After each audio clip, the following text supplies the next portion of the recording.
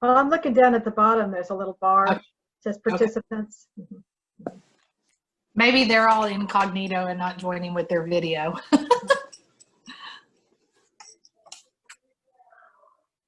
Yes, you can. Should they join with their video? If they could. People joined. Yay, I'm starting to see videos now. Yeah, that's great. I see a board member there. Hey, Billy, glad you joined. Hi, I see some people on screen. Glad you joined with your screens off, your videos on.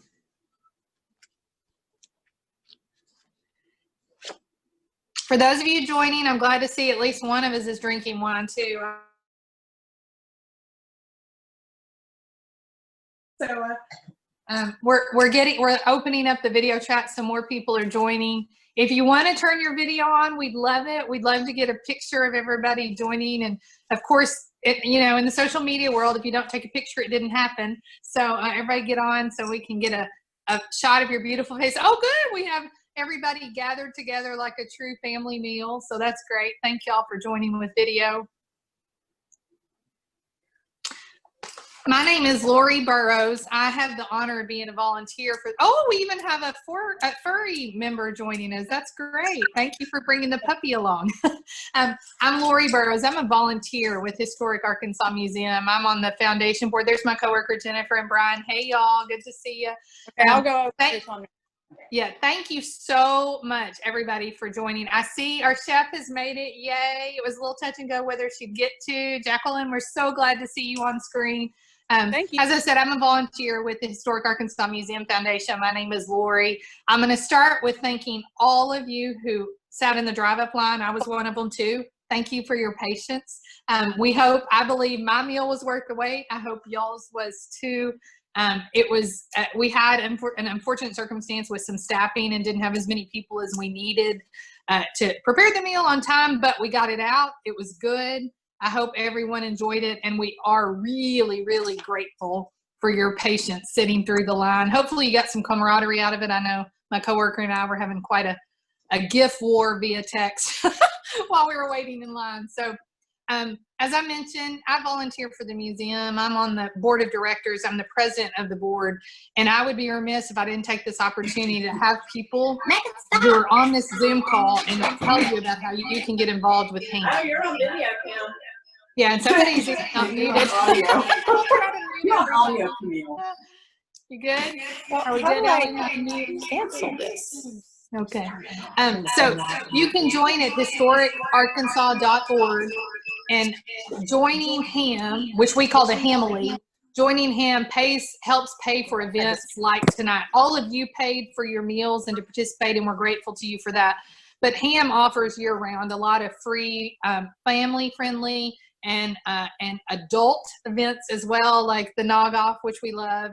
And those are all free and open to the public. And that happens because people volunteer and donate their time and money, just like you all supported the event tonight. So we really appreciate your support. And if you can join, please do. You can do that at historicarkansas.org. I don't see many people Dr. at all. Borgognoni, you need to mute. You're talking to me. You're getting to hear a preview of one of our speakers. He's going to speak later. And I say, hi there. Okay, so we're going to get started with our program. Chef Compton has joined us. We still have her. She's not on my screen anymore, but we're lucky to have so many people join via Zoom that she could be on one of the other screens. But she's going to talk to us tonight about the meal that many of you are enjoying. I love getting to watch all of y'all eat and drink while you're on screen, that she prepared for all of you, worked really hard, even short staffed this afternoon, to get it out to all of us who are waiting in line. She can talk a little bit more about the roots of that meal, the food heritage that comes along with it, and exactly what she prepared. So, oh good, I see her on my screen now. So I see she's there. So this is Chef Jacquelyn Compton, and she's going to talk about how she created the menu, and then she's also going to tell us more about where the roots, the food heritage of that menu. And you can follow her. She has a restaurant called The Pizzeria, and you can follow them on Facebook and keep up with all the good stuff she's doing related to food there. So, Chef Compton, can you hear me? Okay? Are you ready to chat? Yes, I hear you. Can you hear me? We can hear you. Yes, ma'am. You have the floor. Thank you so much for being here. Thank you for cooking for us tonight. We look forward to hearing from you. Well, thank you for having me do it for you. So I started the meal with the muffaletta charcuterie board, just simply with inspiration that the Port of New Orleans was the entry point for the settlers that came in. You know, of course, I haven't committed all of the little details to memory and when and why, but when I read all of the history of it, and you know, that was kind of where I wanted to begin. I wanted to begin where, I guess, kind of where they began.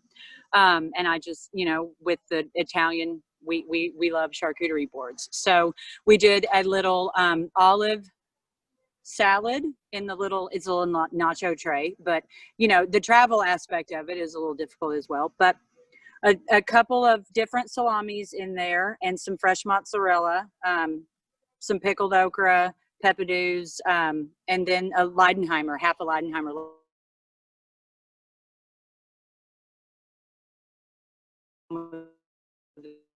muffaletta. The second course, that was did the soup come next? My brain can't remember. Okay, so the soup. All right, so I chose the local minestrone. We used Arkansas zucchini and squashes, and then we also put the chickpeas in there, the sesame beans. It's the same thing. That's what they call them. But that was something that was mentioned in the article as far as a item that they were familiar with and used a lot. And so we did put on the crostini, that has your sesame beans, and it's also got the in the soup. So that we just wanted to be light, and it's a vegetable broth, and knowing that we had a few vegetarians, we wanted to incorporate some dishes that didn't have to be modified. So after that, we move on to the chilled macaroni salad and the quail. I just love quail. As far as we've always had it growing up when I was a kid, and the mention of the game and what they used to have around, quail was something that they did have. And the chilled macaroni salad, macaroni was one of the shapes of pasta that was time. My favorite dish was the meatball pilaf. When I was growing up, we had hamburger steaks and rice and gravy. And I did read and learn that the gravy that they did in the in the Delta, it was a tomato gravy. So instead of the tomato sauce, we've started with a roux, and the tomato gravy was thickened with a roux. So when I was growing up, we had that with a brown gravy, and you made it with the fond from the, you know, hamburger steak that you've made. So we kind of adapted something that I grew up eating and did it with a meatball, an Italian meatball, and the rice pilaf, and Arkansas rice pilaf, and then the tomato gravy. And it was just kind of like what you would eat if you were at home. And then our dessert. So our Arkansas pecan cream pie, I wanted to do something cold. We don't really have any. The pecans are what are coming into season right now, and that's been one of our, we love that pie, and its name confuses as far as pecan cream, and it's one of the ones that we and it's just all around a good end to something that I felt like was light enough with the heaviness of the dinner. And really my entire inspiration was from the history that you guys shared with me. Other than that, we just had fun with it. Sorry, my lighting is bad.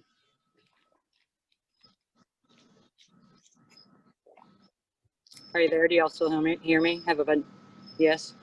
I didn't unmute myself, but yes, yeah, we heard you, Chef Compton. Thank you so much. I was actually trying to multitask. I was typing in the chat to let all of our attendees know if they have any questions for you about the meal or about what you do to prepare the meal. And as I mentioned, she runs the pizzeria. She also is the chef at the Anthony School where you picked up your food. So this is the chance. My daughter just joined me over my shoulder, if those of you can see me on video, my 9-year-old. But this is your chance to ask the chef about the meal. So I'm not Chef Compton, and I don't see any yet, and I don't know that we have it set up Okay, well, actually, there is a question. So we got a question. This is great. It said, Chef, what part of Arkansas did you grow up in? Okay, I'm born and raised here, right here in Little Rock. Okay, so native.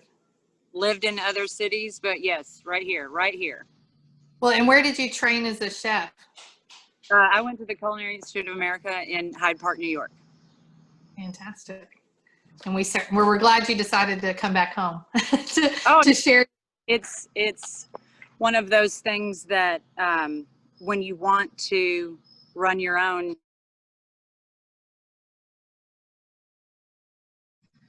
it's logical to me. So we've loved it. It's been, 20 years. I've been doing it 20 years here. Crazy. It's fantastic. And I'm looking to make sure that we don't have any other questions. You've had a very hectic day and particularly a very busy early evening. And you probably haven't gotten a chance to eat yourself. I'll give a couple of more seconds for any Q&A from the participants. For those of you who maybe didn't hear at the very beginning, there's the chat feature is enabled. You can go up to the top of your screen and click on Q&A. If you have a question, you can type it there. Someone did respond and say, I didn't know it was chilled warm. So I think they might have heated it up and enjoyed it. My daughters also enjoyed the chilled mac. I was too lazy to warm it up, so kudos to whoever did that, but it was great. So it's good to know it's good either way, right? Well, and the way that our style absolutely is clean as we can. The ingredients are our focus. Every ingredient that we pick is purposeful, and we choose the best ones that we possibly can. And we cook with very classic techniques. And what we just really want to produce something that is solid and also with the best ingredients that we. And it shows in the.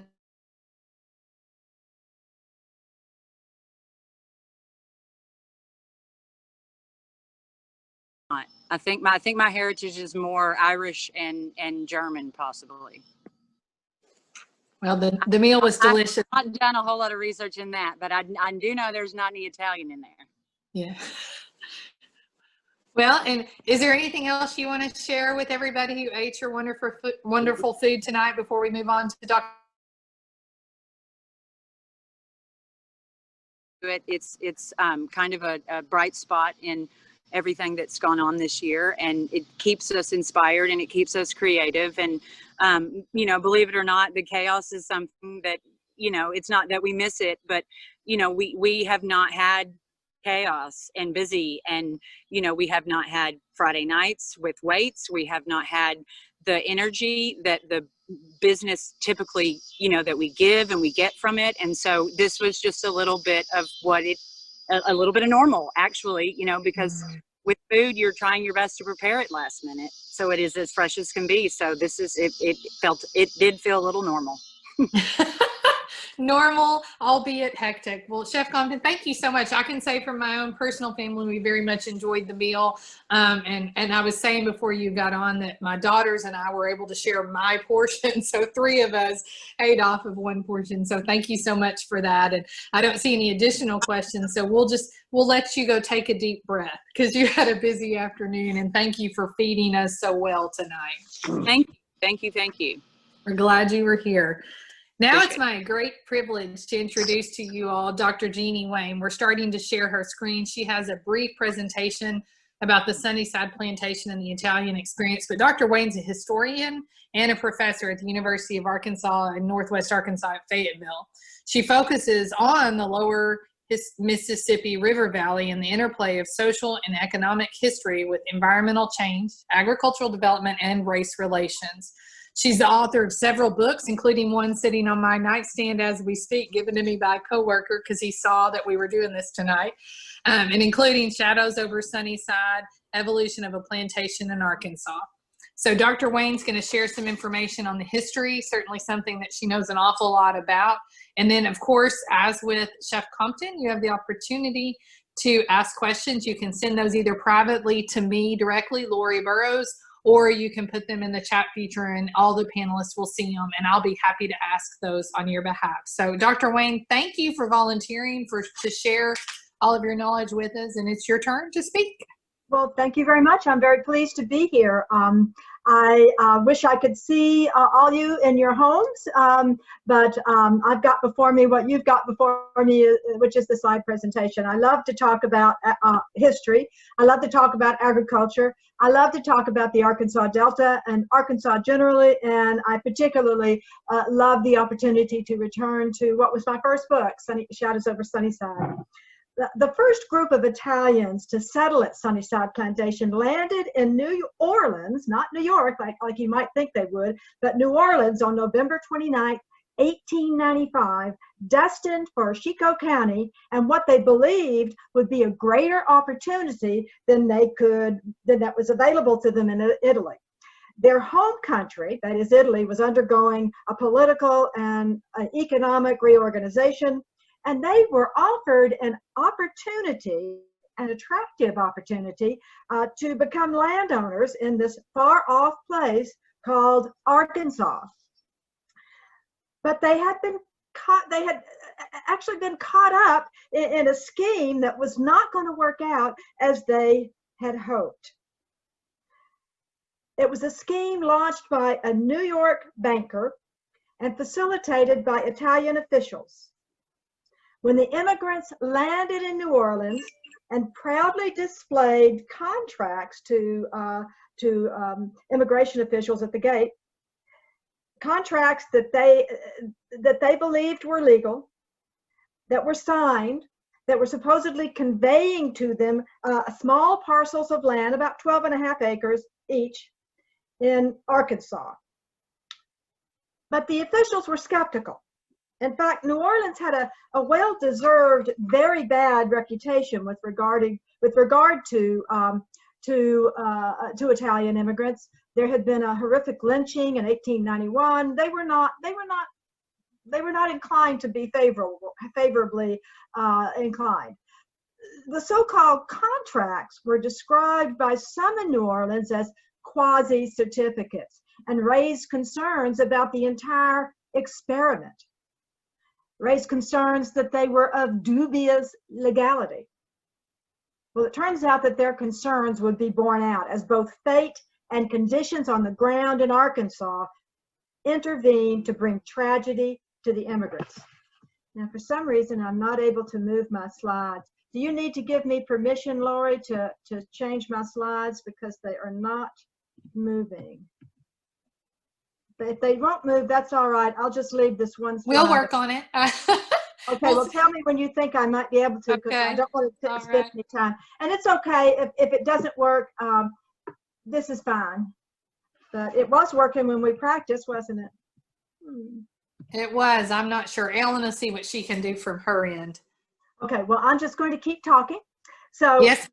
So their destination was Sunnyside Plantation in Chico County, which had an interesting and very long history by Arkansas standards. It had originated in 1830s, just as the Arkansas Delta was experiencing this rapid expansion of the cotton plantation.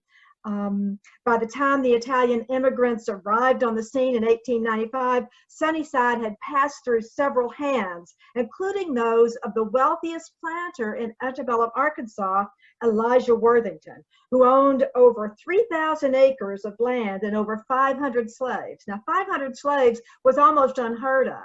The typical planter, big planter in any part of the South, had maybe 50 slaves. That would be a lot. He had 500. That made him one of the largest planters in the South. But he was a kind of eccentric. One of his nieces in Mississippi called him an old eccentric. In any case, he never built a fine mansion, although he had a library of 5,000 books. He had a long-term liaison with a Black enslaved woman, although we don't even know her name. He fathered 2 children with her, and we do know their names, a daughter and a son. The daughter managed his household and to some extent his business affairs. His son, he educated his son in Paris, James Mason. And James would come back after the Civil War and become the political boss of Chico County. But by the time Reconstruction ended in Arkansas in 1874, both young Mason and his father, Elijah Worthington, had died. And when he died, Elijah Worthington did not leave a will. It's a bad idea, right? Especially for a wealthy man. Leaving his daughter by this enslaved woman to fend for herself and engage in a protracted struggle with his creditors and also with his Mississippi relatives. Meanwhile, the grandson and namesake of the antebellum South's most notorious pro-slavery advocate, South Carolinian John C. Calhoun, I'm sure you know that name, his grandson purchased Sunnyside Plantation sometime in the 1870s. The exodus of African-American labor from Chico County beginning in the 1880s intensified, leaving him in a bit of a pickle. It forced him to try to innovate. In any case, the sharecropping arrangement with planters had reduced many of these black sharecroppers to poverty, and as some historians have said, returned them to another kind of slavery. Some even migrated out of Arkansas. They migrated to Kansas, became known as the exodusters, or some even went to Africa, to Ghana. So under the sharecropping system, you usually shared the planter shared a third of the crop with the sharecropper for the entire year's labor. But you didn't get paid until the end of the year, so you had to get an advance from the planter. So by the end of the year, you are in debt to the planter, and it wasn't unusual that you wouldn't be able to pay out. So no wonder they're leaving. They're leaving in vast numbers. To further complicate things, racist rhetoric raised to a fever pitch in 1891 as the Arkansas legislature decided to disfranchise and segregate African Americans. And so they stirred up this racist fever in order to get agreement about those laws. And with the passage of these laws, African Americans became aware that there was little future for them in Arkansas. Still can't move my slides. Okay. So facing a shortage of labor, facing floods, facing droughts in the early 1880s, John Calhoun became hopelessly indebted to some Eastern backers, including a New York banker and financier, Austin Corbin. In 1886, Austin Corbin assumed control of the property. But Corbin knew nothing about Southern plantations, Arkansas plantations. He knew nothing about agriculture. He knew nothing about running a plantation. So he came up with a scheme to make a profit out of this acquisition, the Sunnyside Plantation. He worked with the New York's Italian Immigration Bureau and with Alessandro Oldrini, who was chief agent of the Bureau of Information and Protection for Italian Immigration at Ellis Island. So he worked with these two officials to come up with this plan. The plan Corbin and these two officials devised must have seemed sensible to them. The Italian immigrants would sign a contract to purchase small plots of land for $2,000 at 5% interest over 21 years. To Oldrini, Corbin described the enterprise as a semi-utopian experiment that would bring prosperity to the immigrants. Now, while the Italian government did not officially sanction the venture, it made no effort to interfere, considering it a private transaction between Corbin and the Italian peasants. Yet the Italian ambassador's son and the mayor of Rome visited the plantation in October 1894 and wrote a glowing report of conditions. Now, of course, it's October, right? So they don't notice any mosquitoes, and it's not hot in October, so it looks pretty good to them. The mayor was so favorably impressed that he became Corbin's Italian partner and actually recruited Italian peasants to come to Arkansas. Initially, all seemed to be going according to plan. A ship carrying 98 Italian families docked in New Orleans on November 29, 1895.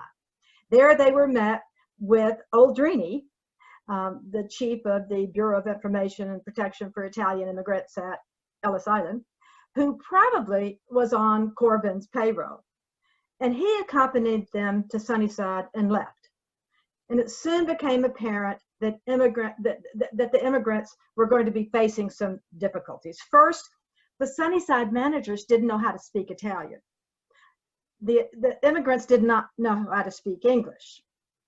That was a problem. Second, the immigrants found that the Sunnyside company had less extra work for them to do so they could pay for their food and clothing and all their necessities until the harvest came in. So they weren't going to be able to pay for their food. So they were going to have to go into debt, and that debt would have to be paid off when the crop was in. So that was bad news. Third, it became clear to the immigrants that the land wasn't worth what they had paid for it. That if you were an Arkansan, Arkansans would have been paying that much for the land. Fourth, the water supply was unsanitary. And once the hot weather set in the summer of 1896, the swamp fevers, which were so much a part of Arkansas Delta life, ravaged the Italian colony. Water was piped in from the river, and stagnant pools, ponds bred mosquitoes from which Italians had no previous protection, and none of their homes were screened. Thus, malarial fevers and typhoid were striking them down. What they needed, of course, was artesian wells. Now, even as the Italians were beginning to suffer from these fevers, but before it had become epidemic in proportion, Austin Corbin, the originator of this scheme, was killed in a carriage accident in New Hampshire in June 1896. Now, with his death, the future of Sunnyside looked dim. A representative of the Italian ambassador visited the plantation, but ignored the illnesses that were becoming all too apparent and ignored the complaints voiced by the Italians.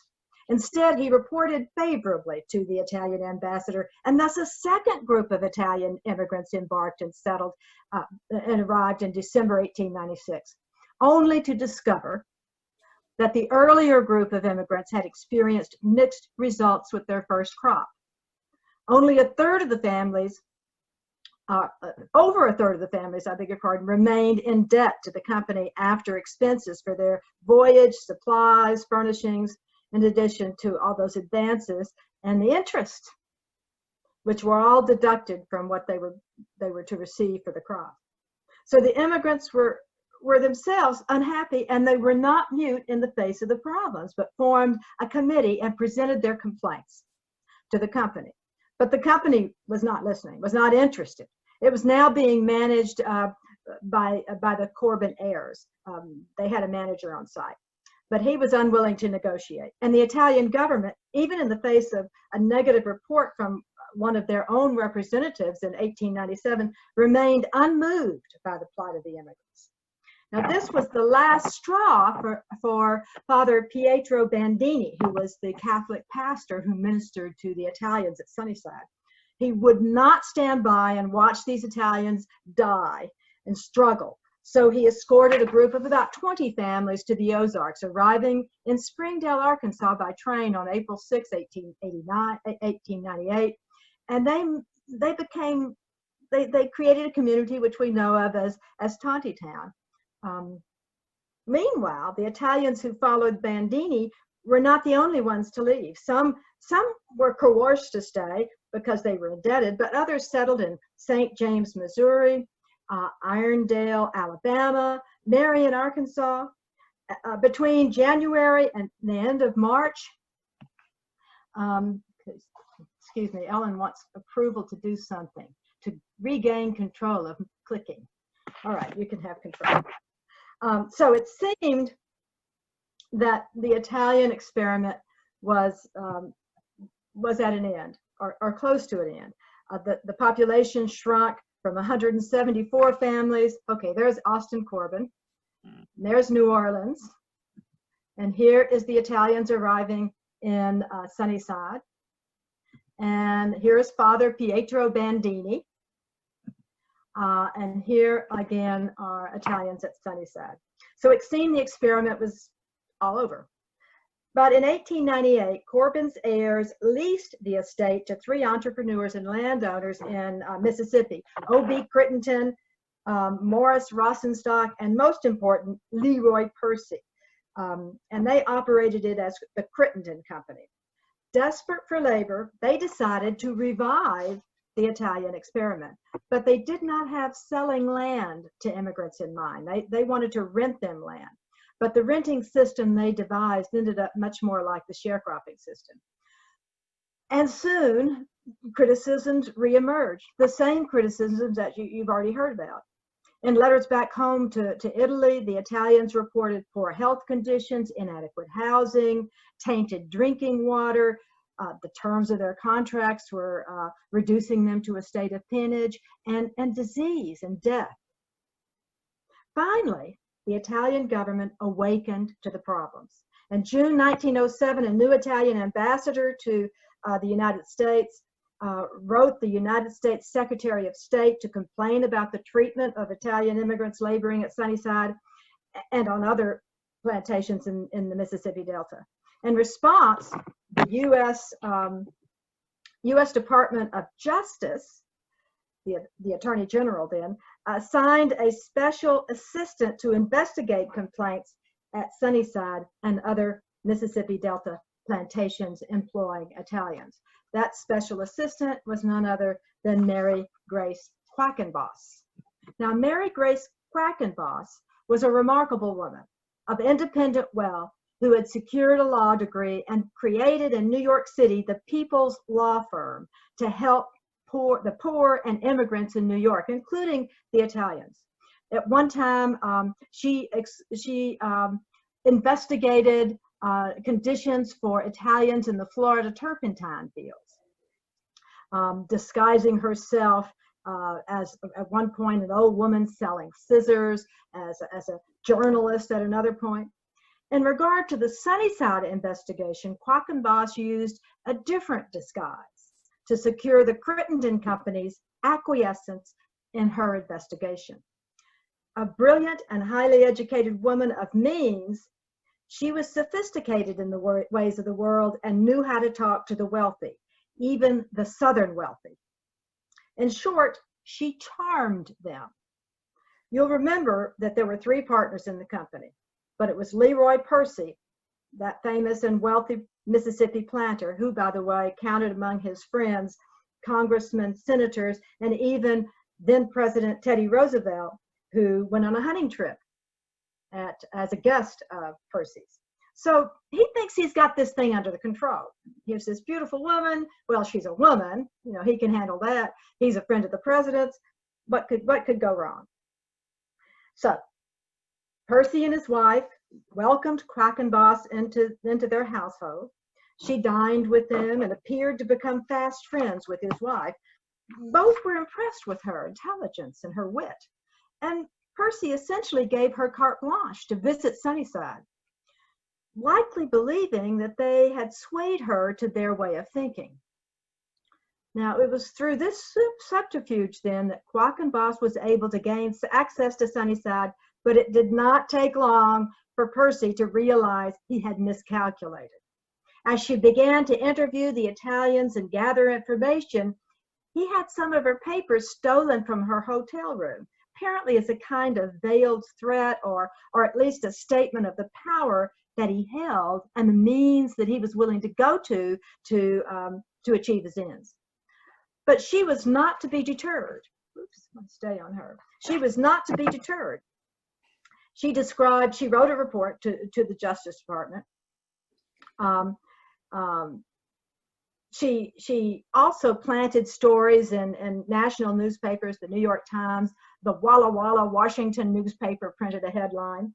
The official story she wrote for the Justice Department, again, was damning. She described Italians being pulled off trains, Italians who were trying to get away, pulled off trains by company officials, accompanied by law enforcement officers, and forced to return to the plantation or face being sentenced to a chain gang. Now, this was a peonage violation, and it just so happened that in that very decade, that first decade of the 20th century, the Justice Department was taking seriously a peonage law passed in 1867, but they were actually trying to prosecute some of these cases. So this was a big deal. So they also She also described one family of 3 who had heavy debts and too little food, enduring horrific living conditions with this bad drinking water. And then there was the sickness that sometimes kills men, women, and children. Now, the Quackenbos report to the Justice Department was a bombshell and contributed to a diplomatic problem between the U.S. and Italy. Very late in the game, officials in both countries, that is, Italy and the United States, had finally awakened to this experiment. They had turned a blind eye to it all those years, but now they say, oh, okay, this is not working. Oops. Yeah, I want to go there. The planters' dreams of populating the Delta with Italian laborers had received a mortal blow with the Quackenbos in another report from another investigator. The Curtin Company was forced to sell its interest in the Sunnyside Plantation after the flood of 1912.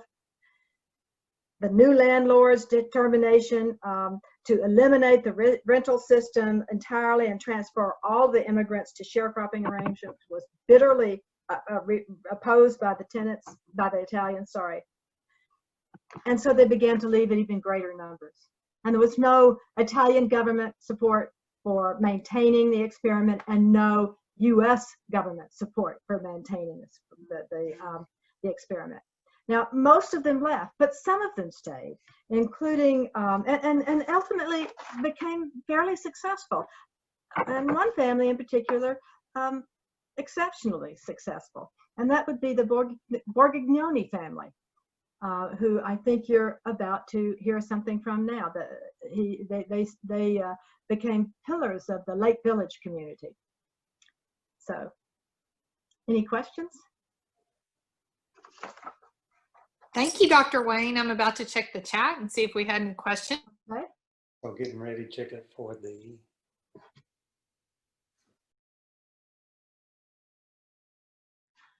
Okay, I'll stop sharing. So, okay. I don't know if I was muted or not. My screen just popped up and told me to unmute, but I was saying thank you for sharing, and thanks for also setting up our next speaker, Dr. Borgognoni. We did have a question, Dr. Whayne, of when was the flood? Okay, there was a flood in 1912 and again in 1913, and not a lot's been written about that. It's unfortunate that it was a devastating flood. It flooded out much of the Arkansas side of the Mississippi River,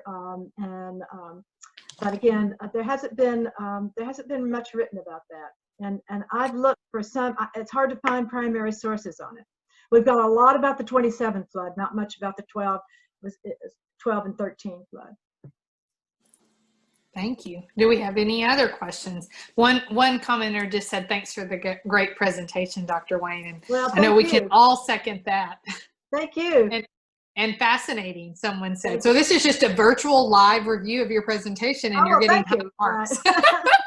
You're getting high marks, so that's great. I'll give a couple more seconds. I know sometimes it takes some time to pull up the chat box and type it in and hit send. I'll give a couple of more seconds if anyone has questions. Dr. Whayne, I hope you were able to stay on through the end of the program. We've just got a few more minutes. I wouldn't miss Anthony's presentation. Fantastic. So if you have additional questions for Dr. Whayne, she'll still be here. It's now my great privilege to introduce our next speaker. We're pulling up his presentation as we speak, and Dr. Whayne already set him up. It's Dr. Anthony Borgognoni. He is actually a part of the Italian community that still thrives and lives in the Arkansas Delta. He's the co-executive director of the Italians of Sunnyside Foundation, and he organizes the Italians of Sunnyside Foundation, reunions.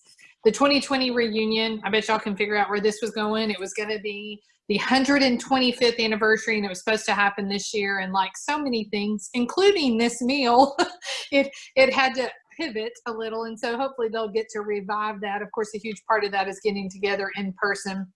It wasn't able to take place, but we did get good authority from Dr. Borgognoni that it will come back, and they will still celebrate that, if not in 2020. So Dr. Borgognoni, thank you so much for being with us tonight. And now we look forward to hearing more from you.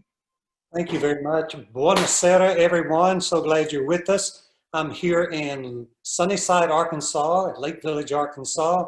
We have so much to cover, 125 years and 15 minutes. We're going to build upon Dr. Whayne's excellent presentation. So andiamo, let's get going. So Sunnyside is in southeast Arkansas, as you see in the first graphic. In that middle graphic, one of our great features here in our community is our 18-mile Oxbow Lake. It's the largest natural oxbow lake in the United States. The Sunnyside Plantation was set up all inside the circumference of that big sea that you see there.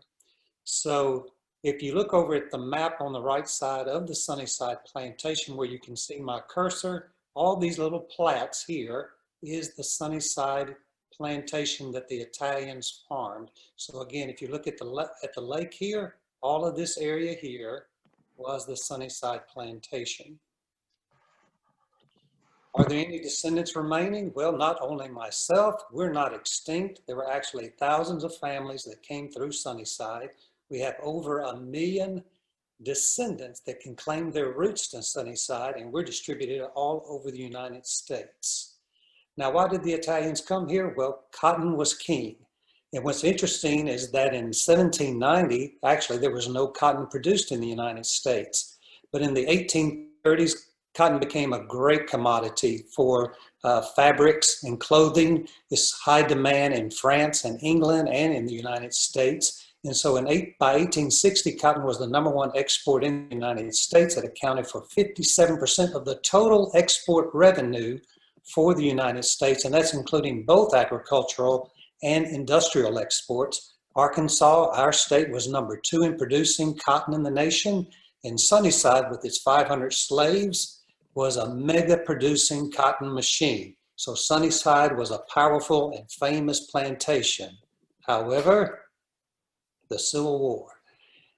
And just like when Union troops came through the South, they would occupy plantations, they would use their resources, and then when they would leave and move on, they would pillage and pretty much destroy the plantations. So after the Civil War, Sunnyside was in dire straits, and as Dr. Whayne explained to us, the Worthington family had some ownership issues on who was going to inherit the plantation.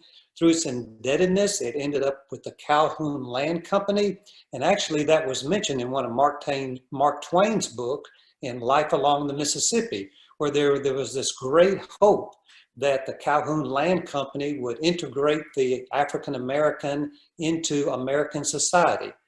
But the plans did not work out, as Dr. Whayne explained to us, and the Calhoun Land Company, who owned Sunnyside, the plantation fell into the hands of Austin Corbin, who had financed the plantation.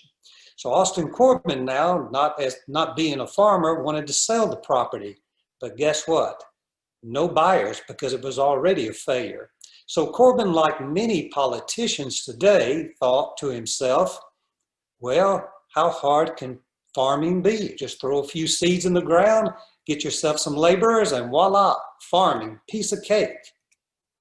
But the only thing that Corbin felt that he needed was some labor. And in Italy, at this very same time, it had a similar circumstance where the Italians actually had a civil war and revolution going on itself.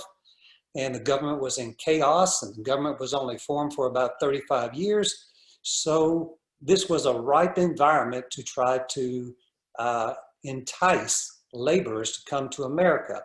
Italy was primarily a nobility system. There was a small middle class made up of tradesmen, but there was a large group of peasants throughout Italy, and its infrastructure was damaged, and throughout the country was immense poverty, and there was no potential for owning lands. Only the nobility could own land. So the Italians were quite attracted to coming to this opportunity to work and own land in America. I show up on the screen now, if you kind of look in the bottom left-hand corner, this is where you can probably see my cursor moving. This is the land of one of the nobles in the region, from the Marquis region where my family came from. And this adjoining picture over here where you see these three ladies, one is my mother and two of my aunts. This is where my grandfather lived and was raised. and they were caretakers for the nobility in the Marche region, and they maintained the property lands and took care of the gardens. Even though the Italian condition wasn't horrendous, and there was apprehension about coming to America, there was the hope for a better life, land ownership, as well as returning money to their families in Italy. They also had another apprehension about, well, if I go to America, what will happen to us, our faith community, our center of our lives?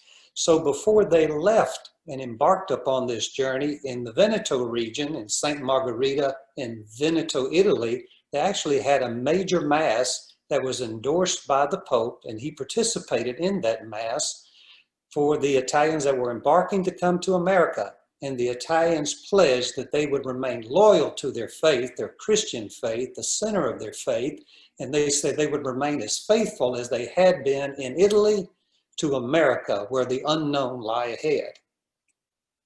Well, they came from these regions of Italy, the La Marche, the Emilia-Romagna, and the Veneto. If you can see my cursor here, I'm pointing to the Veneto, Emilia-Romagna, and the Marche regions. These are kind of the northern areas of Italy.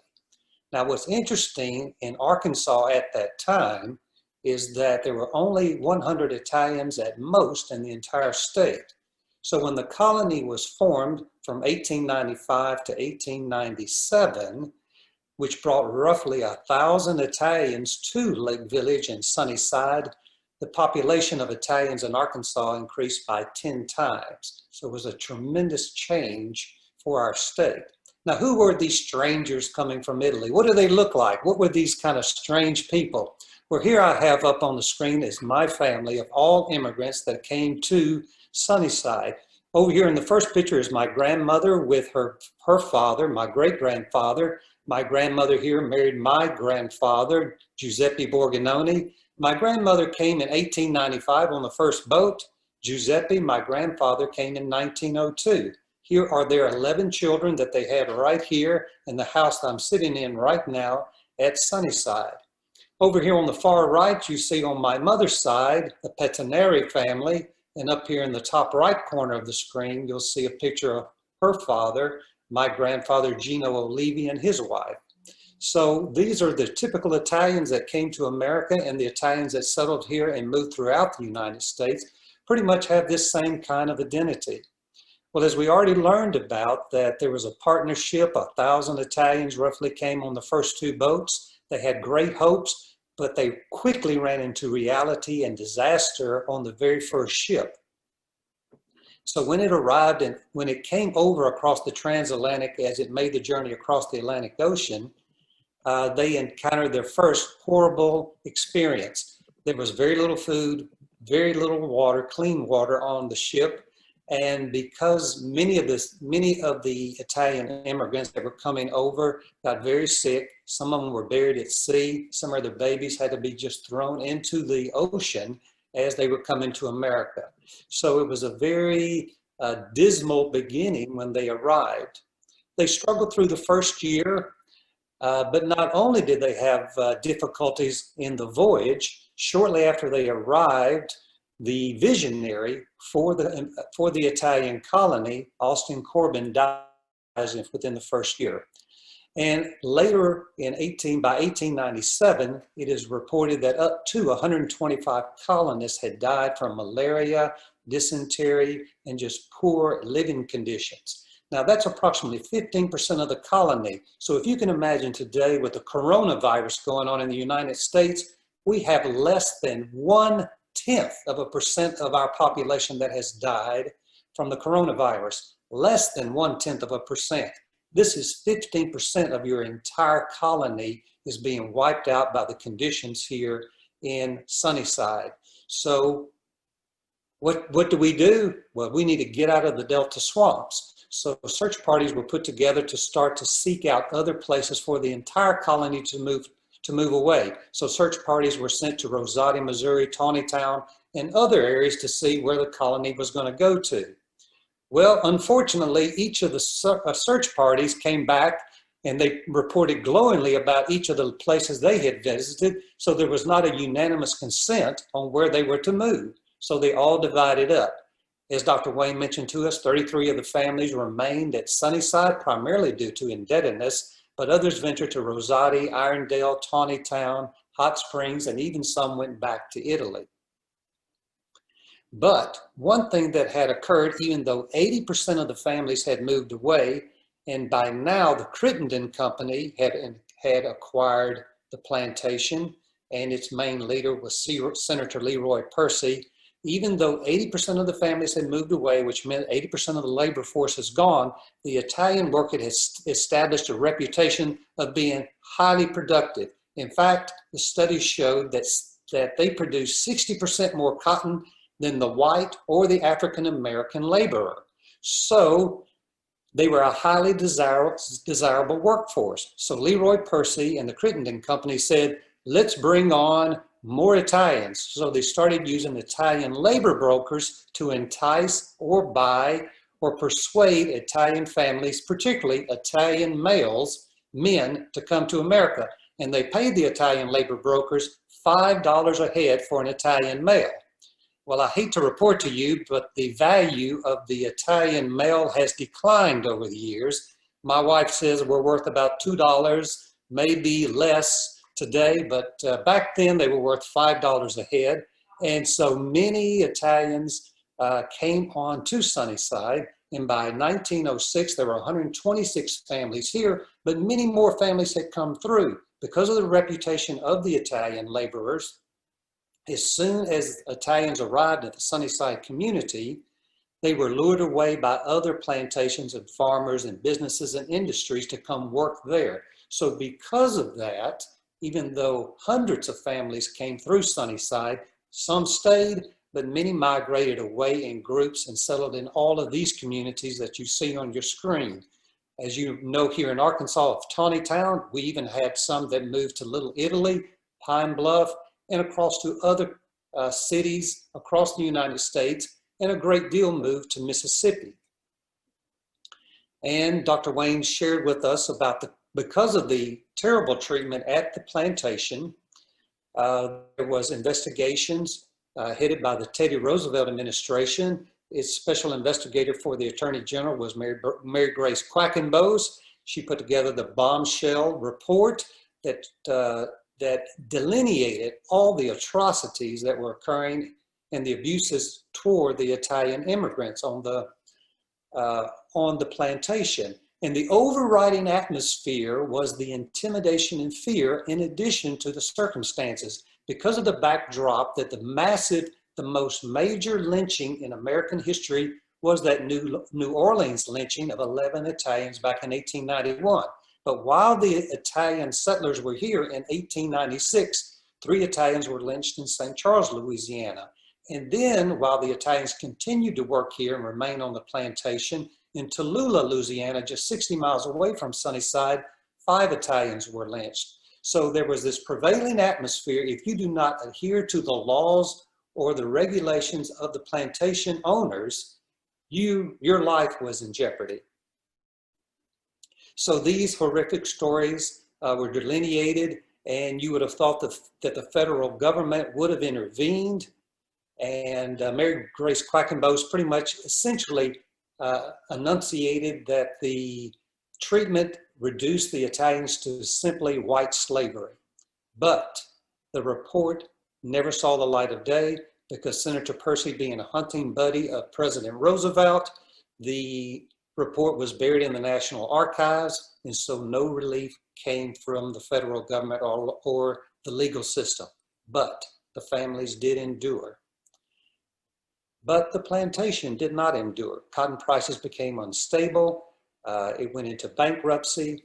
Through the Great Depression, tracts of land were sold, and guess who ended up with those tracts of lands now being able to be bought at bargain prices? Many of the Italian families that had been working Sunnyside. So many of those plantation lands ended up in the hands of Italians. Italians continued to migrate here to Sunnyside until 1923, when the United States took a pause on immigration and cut off all immigration from Europe. And by World War II, the plantation had pretty much been sold off in its entirety into smaller tracts, many of the owners being the Italians themselves.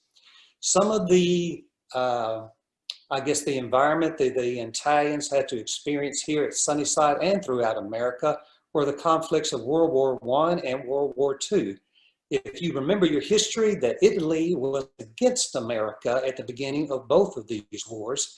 And so for the Italian here at Sunnyside and Lake Village, many of them felt it was not only just Italy against America, but it was also family versus family. For example, in my grandfather, his brother fought for the Italian army in World War I against America, the country where my grandfather was residing. In World War II, my grandfather, who lived here at Sunnyside, his nephews were fighting for the Italian army in Italy against America, while his very own son from Sunnyside was now in the U.S. military fighting against Italy. So it was a great deal of anguish. My grandfather actually bought land back in Italy, had a home there that was bombed during World War II, and he had hopes of returning his family to Italy, but that never materialized, particularly because of the ravages of World War II. But the Italian family here in Lake Village and at Sunnyside endured here and throughout the United States where the communities developed. Here's a picture of our Italian community in 1926. And I can say that the size of our Italian community is still strong, several hundred here in Lake Village as of today. We've maintained our traditions. One of our great traditions here, as well as the established communities across the South, is our spaghetti dinners.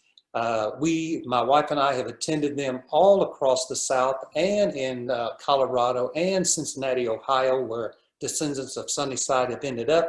But we believe right here at Sunnyside and Lake Village, we have the best because we make everything from scratch: the noodle, the meatballs, the sauce, the dessert, everything, the breads. So if you ever get an opportunity to come and attend our spaghetti dinner down here in Lake Village, you'll certainly will not regret it. You'll thoroughly enjoy it.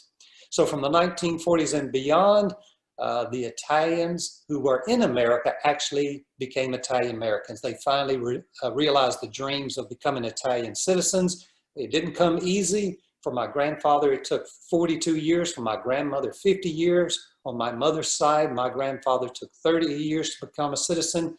But the Italians, one of the things they did very well is they integrated into American society, just like spaghetti and Budweiser melted together today in the Italian community. The Italians became full Americans.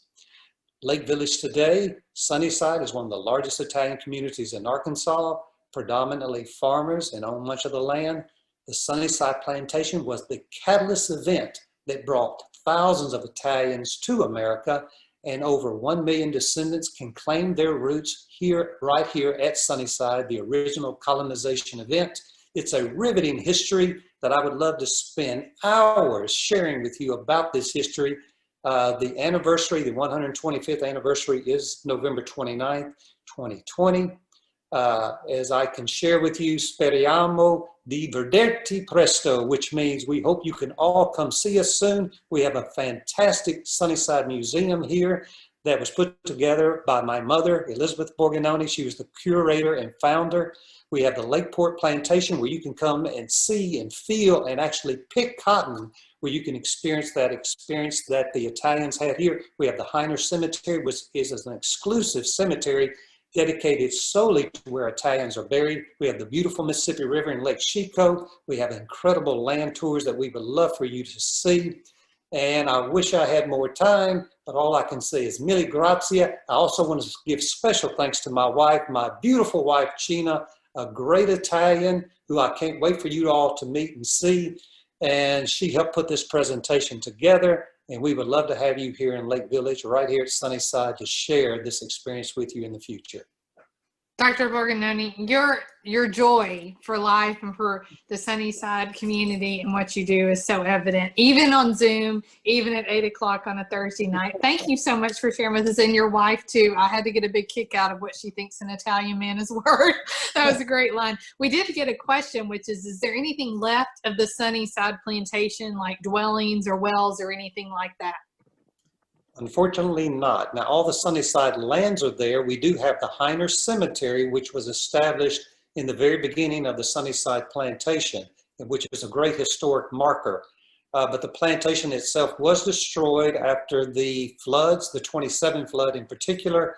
It was pretty much washed away, and all the original houses of the Sunnyside settlers, those have all deteriorated and are all gone. But let me tell you, at our museum, we have incredible amount of memorabilia that you would be fascinated to see. You could view for hours. It sounds like it's definitely worth the trip.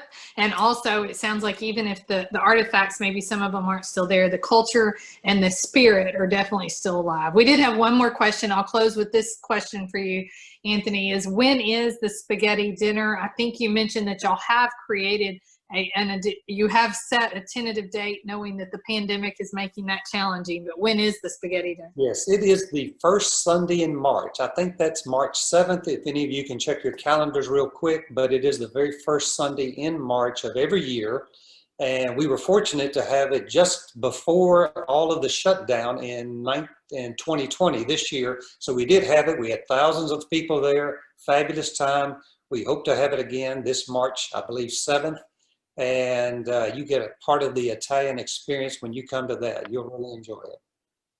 Well, thank you so much, Dr. Borgognoni. Thank you, Dr. Whayne. Thank you, Chef Compton, for your contributions, your support, your enthusiasm about this topic, this amazing meal, this experience that we all got to have together. I also want to thank our sponsors for tonight, which were my employer, Arkansas Electric Cooperatives. I'm grateful to them for my job and for their support of Historic Arkansas Museum. And I'll tell the Arkansas Rice Federation, if we have any representatives on, they were also a sponsor. My daughter's favorite part of the evening was the rice.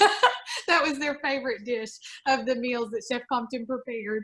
But thank you so much for all of you joining. We did have one poll. I'm not sure at this point if it'll still work. We're on the tail end of our Zoom, but we wanted to make this interactive and tell you all how grateful we are that you joined us, that you're supporting HAM, that you're excited about the topics. We have another one of these coming up very soon. I hope you all can see it on your screen. There's a new poll, which is, what is your favorite course tonight? You all get to weigh in. We're coming up on voting season. Please be sure you vote in our general election coming up in November, but you get to vote tonight on what your favorite course was. And you have the choices there, and we'll get to see what everybody liked. You're also getting an opportunity to vote on tonight as a whole later. We're going to send you a poll. We want to know what suggestions you have for how we can make this better. We have pivoted to the virtual space, and it has been not without some wrinkles, but it's certainly been fun, and it's been a new and challenging opportunity for us. So after tonight, you'll get a poll. We hope you'll all join in responding to that survey. And now we can see. So the favorite course, which I haven't had yet tonight, is the Arkansas pecan cream pie. I didn't get to eat mine yet. Now I'm even more excited about trying it. Chef Compton did an amazing job, and her team of putting that together. You can see the meatball pilaf and the quail they were actually tied and not far behind. So dessert's always a nice course for all of us. It's a great time for those of you like me who haven't finished your meal yet. You can go have your dessert. Like I said, our next meal our next History is Served dinner will be on October 22nd. We'll be celebrating the Chinese communities of the Delta. Who knew our food heritage was so rich? And I'm grateful to him for bringing that to all of us. Those tickets, as you know, the hottest ticket in town, they get sold out very quickly. Those go on sale on this coming Monday, so just a few days away. Get on just like you did for this one. Buy your tickets. I want to thank again. I'm clapping for you all, and I know everyone in cyberspace is too. We've gotten lots of comments saying thank you. It was a great evening. Thank you all for joining us. Thank you for being a part of our family. Go to historicarkansas.org for more information about the museum and an opportunity to join online. Y'all have a great night. We are so glad you were with us tonight. Good night. Bye-bye, everybody.